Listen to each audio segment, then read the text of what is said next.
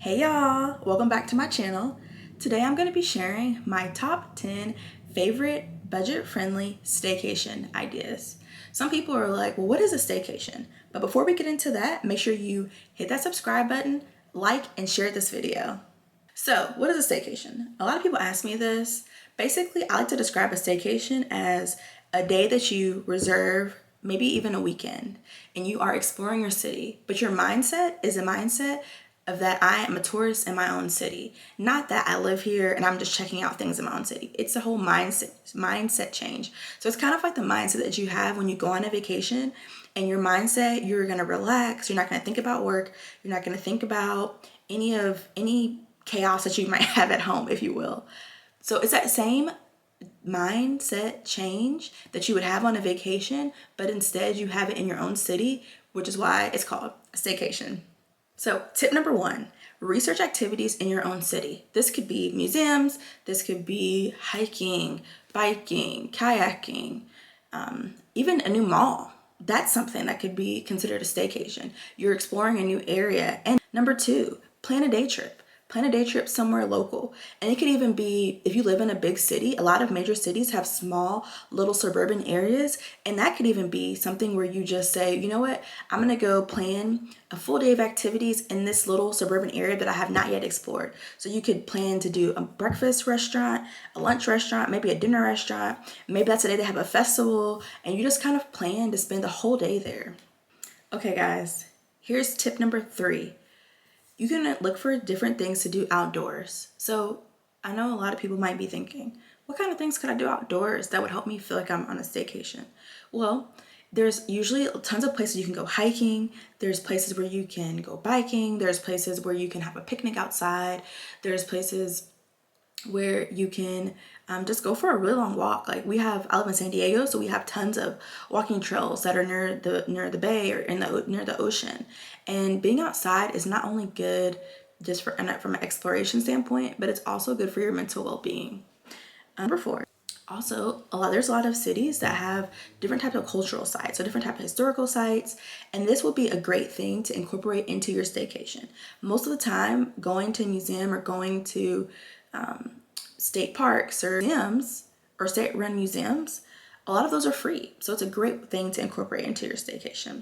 Tip number five, you can attend a free event. A lot of cities have free events for people with families, for people who like foods. There's all kinds of things. And a lot of times, even if the event isn't free, the event is very low cost. So you might spend 20 bucks, but that's way cheaper than you would spend if you were gonna go on an actual vacation.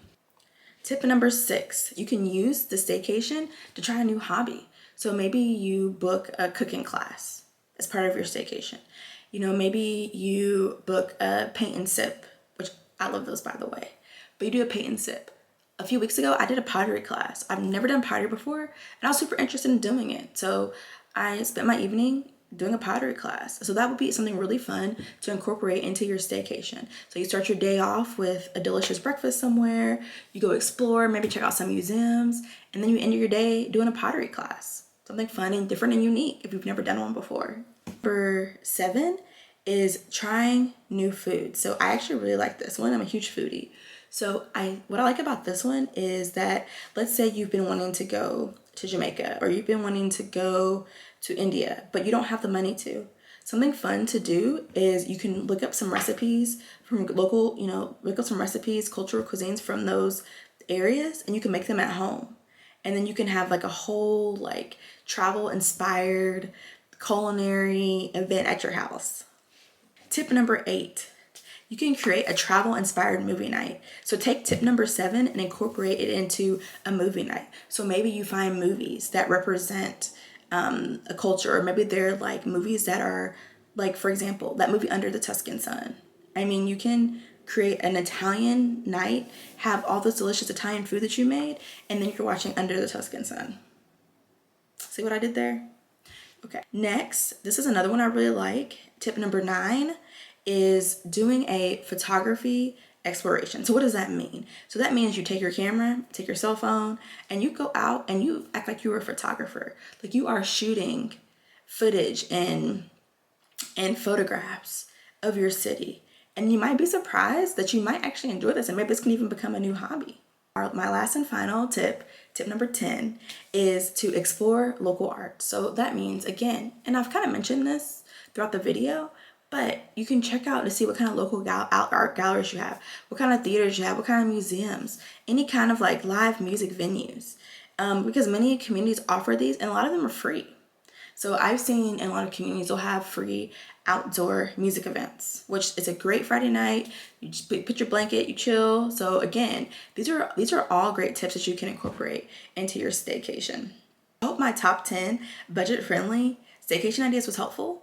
And remember, guys, to like this video, hit that subscribe button, and share. Bye.